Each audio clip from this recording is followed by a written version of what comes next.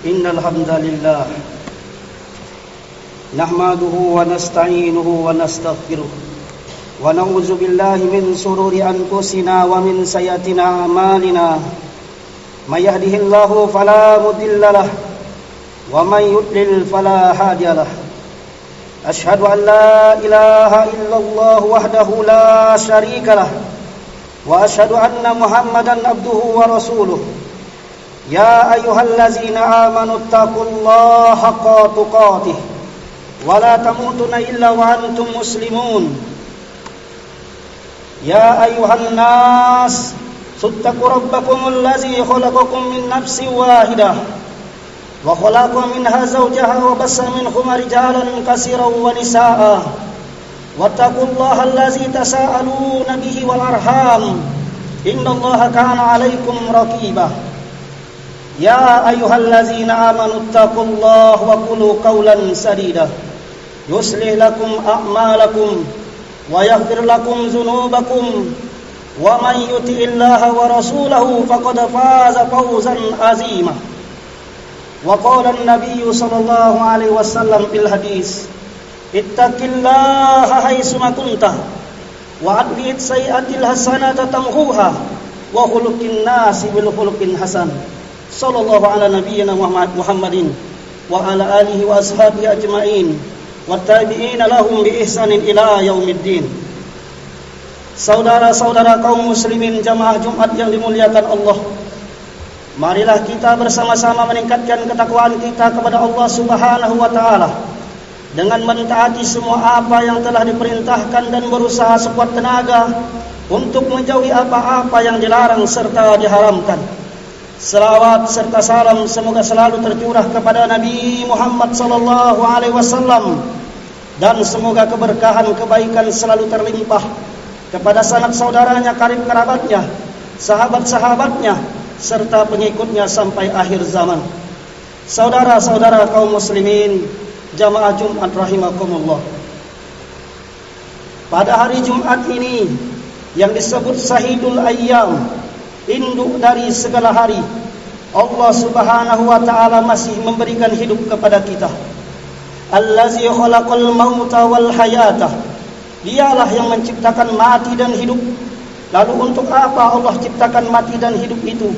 Allah tegaskan, liyabluwakum ayyukum ahsanu amalah. Adalah untuk menguji sesiapa yang paling baik amalnya. Allah berikan hidup kepada kita di hari ini yang penuh barokah dan kemuliaan, maka kita harus buktikan, kita persembahkan amal kita yang terbaik pula di hari ini. Mungkin ada pekerjaan kita di luar sana yang masih belum selesai, mungkin ada tugas yang belum tuntas, tapi kita tidak anggap itu semua sebagai amal terbaik. Amal terbaik adalah melangkahkan kaki, mengayunkan tangan, menyahut panggilan Allah untuk melaksanakan salat Jumat di hari ini. Cobalah sejenak kita renungkan, tidak semua hamba Allah dapat melakukan salat Jumat pada hari ini. Bila kita dalam perjalanan panjang menjadi musafir, maka kita dapat melihat saat azan dikumandangkan, banyak orang-orang masih berjalan berlalu lalang dengan kesibukannya. Ada masih sibuk dengan toko dagangannya, ada masih tak bergeser di warung sambil bercerita tentang urusan dunia. Mereka inilah orang-orang yang diberi hidup tapi tidak mensyukuri nikmat, diberi nikmat sehat tapi tidak mempergunakan nikmat sehat itu yang telah diberikan oleh Allah Subhanahu wa taala. Betul kata Nabi Muhammad, banyak manusia yang tertipu dengan dua nikmat. Nikmataini maghbun fihima katsiru minan nas. Ada dua nikmat yang kebanyakan manusia lalai karenanya. As-sahah wal faqara, nikmat sehat dan waktu yang luang. Alhamdulillah, salah satu dari rukun khutbah yang mesti diwajibkan diucapkan oleh khatib adalah alhamdulillah, puji syukur kepada Allah Subhanahu wa taala. Oleh karena kita diberikan nikmat hidup, nikmat umur panjang, nikmat badan sehat wal afiat, dan yang lebih besar daripada itu adalah nikmat istiqomah dalam iman dan Islam, serta nikmat masih ada rasa takut kepada Allah Subhanahu wa taala. Takut itulah yang membuat kita meninggalkan ruko, barang dagangan, kantor, kesibukan. Padahal kita tidak tinggal di negeri yang mewajibkan sholat Jumat. Tidak ada undang-undang yang memaksakan untuk datang ke masjid hari ini. Lalu apa yang membuat kita datang ke masjid? Adalah rasa takut kepada Allah Subhanahu wa ta'ala. Rasa takut itu pula yang menjadi salah satu rukun khutbah Jumat. Oleh sebab itu setiap khatib wajib menyampaikan, usikum wa nafsi bitaqwallah. Aku peringatkan kepada kalian dan kepada diriku untuk takutlah kepada Allah Subhanahu wa ta'ala. Jamaah Jumat yang dimuliakan Allah, coba sejenak kita mengenang masa lampau. Pada masa pemerintahan Khalifah Umar bin Abdul Aziz, seorang khalifah yang dicatat oleh sejarah bahwa pada masa pemerintahan Khalifah Umar bin Abdul Aziz, Islam mencapai keemasannya.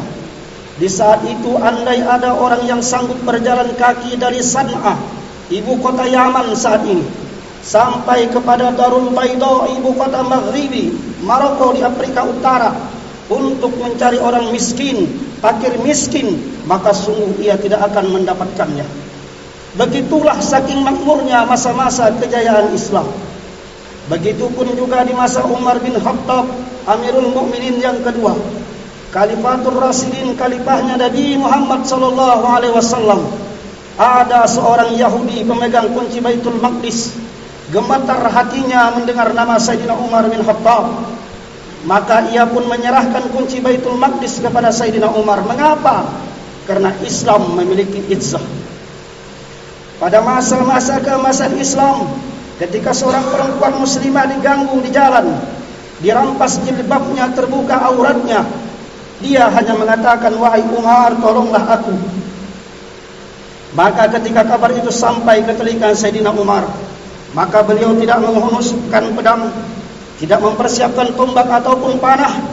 Beliau hanya membuat sebuah barisan yang seolah-olah untuk berperang.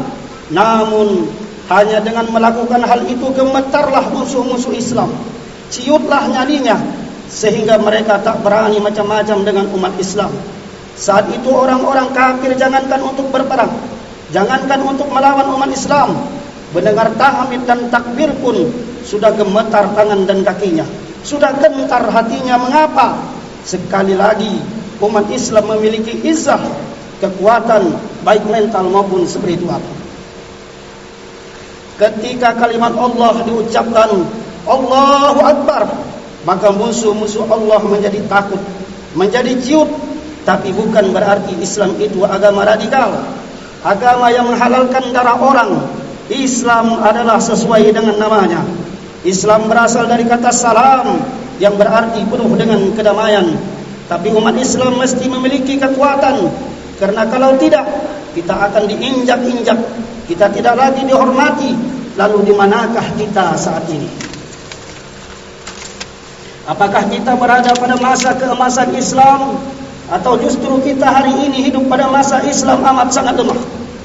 Betapa senangnya hati kita ketika menonton televisi bahwa jemaah haji kita jemaah haji terbanyak di dunia.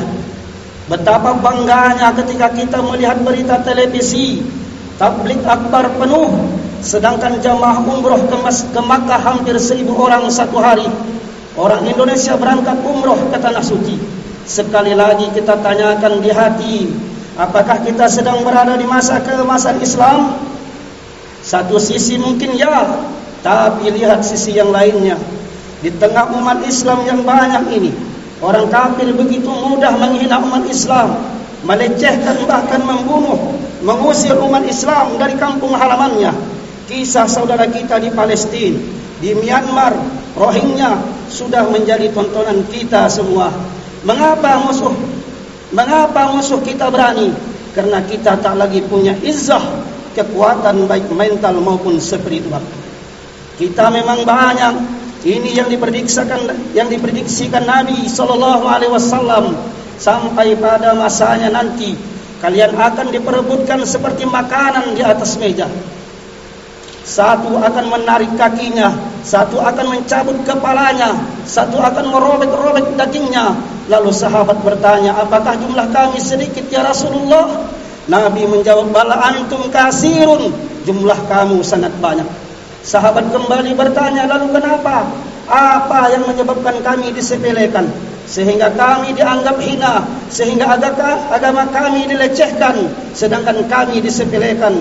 Lalu Nabi menjawab, kalian terjangkit penyakit al-wahan. Sahabat bertanya, wamal nahnu ya Rasulullah, apakah wahan itu? Nabi menjawab, hubbud dunya wa qahriyatul maut, kalian terlampau mencintai dunia dan terlampau takut kepada kematian. Dan musuh kamu tahu itu, maka dia tidak menghormati dan tidak memuliakan kamu.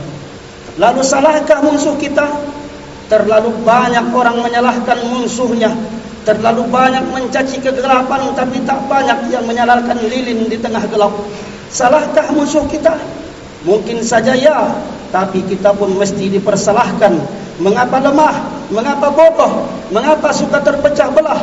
Satu-satunya jalan untuk menegakkan persatuan dan kesatuan adalah dengan wa'tasimu bihablillahi jami'an wa la tafarraqu. Dan berpegang teguhlah kalian pada tali agama Allah seraya berjamaah, dan janganlah kamu bercerai-berai.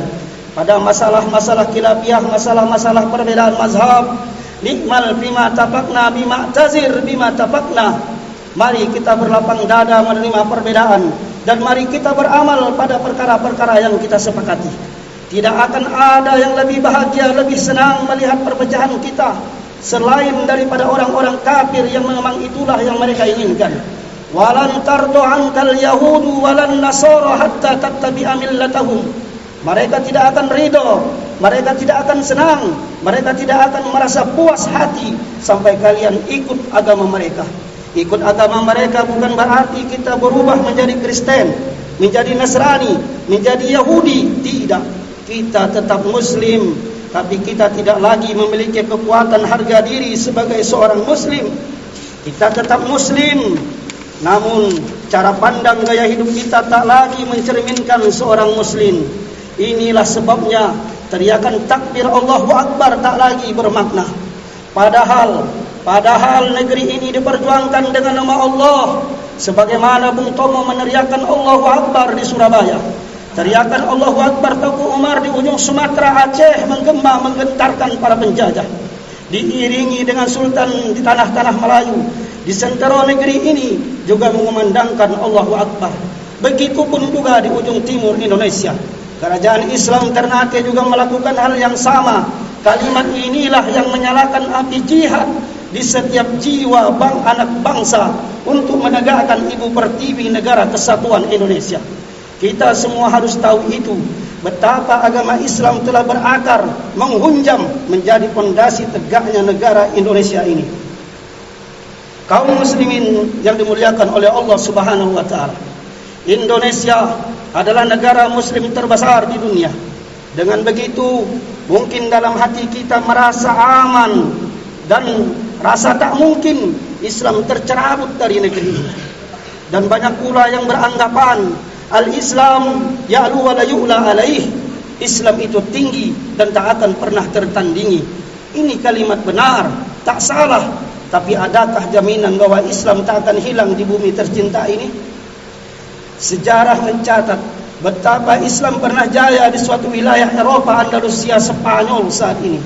Hampir 500 tahun Islam berkuasa di sana, melahirkan peradaban dan ilmu pengetahuan, mencetak cendekiawan muslim ahli tafsir. Salah satunya di antaranya adalah Al-Imam Al-Qurtubi yang terkenal dengan tafsir Al-Jami'il lil Ahkam atau disebut tafsir Al-Qurtubi, yang sampai saat ini menjadi rujukan ulama dunia. Tapi itu semua hanyalah tinggal kenangan belaka. Seharusnya itu menjadi pelajaran, pengingat untuk setiap pribadi muslim saat ini. Begitupun juga Islam pernah jaya dan berkuasa di Turki dengan Konstantinopel ibu kotanya. Di situ berdiri kerajaan besar Turki Utsmani atau kerajaan Ottoman yang merupakan kerajaan Islam lintas benua, lebih kurang 700 tahun berkuasa saking kuatnya. Namun apa yang terjadi pada tahun 1922? Sejarah mencatat dinasti Islam yang kuat itu, yang superpower itu runtuh berkeping-keping, sehingga syiar Islam meredup dan tak terdengar lagi, bahkan azan pun tak dibolehkan memakai pengeras suara. Oleh sebab itu maka umat Islam saat ini harus bangkit kembali. Hal itulah yang harus kita tanamkan kepada diri pribadi, pada anak-anak, cucu cicit kita, agar Islam menjadi kuat kembali. Itu selaras dengan sabda Nabi Muhammad sallallahu alaihi wasallam, al-mu'minun al-qawi khairu wa habbu ila Allah minal mu'mini dhaif. Mukmin yang kuat lebih baik dan lebih dicintai Allah daripada mukmin yang lemah. Kuat dalam segi ilmunya, kuat dalam segi militernya, kuat dalam segi ekonominya. Bagi yang berilmu, carilah ilmu setinggi-tingginya, amalkan ilmu itu untuk kebaikan bersama. Bagi yang bisa mengumpulkan harta, kumpulkanlah harta sekaya-kayanya. Allah pun telah memerintahkan kepada seluruh kaum muslimin setelah solat selesai didirikan, sebagaimana difirmankan dalam surah Al-Jumu'ah, fa iza qudiyatis sholatu fantasiru fil ardh. Apabila telah ditunaikan salat, maka bertebaranlah kamu di permukaan bumi. Wabtaghu min fadlillah, dan carilah karunia Allah. Wazkurullaha katsiran la'allakum tuflihun, dan ingatlah Allah banyak-banyak supaya kamu beruntung. Karena kalau sudah kaya, bantulah fakir miskin, bantulah masjid, karena hanya dengan begitu kita akan beruntung, sehingga Islam menjadi kuat kembali, sehingga musuh-musuh Islam akan menjadi gentar dan gemetar, karena Islam kembali mendapatkan izzah, kekuatan serta kehormatan yang telah lama hilang. Barakallahu wa li wa lakum fil Qur'anil azim, wa nafa'ani wa iyyakum bima fihi minal ayati wa zikril hakim, wa taqabbala minni wa minkum tilawatahu innahu was-sami'un 'alim.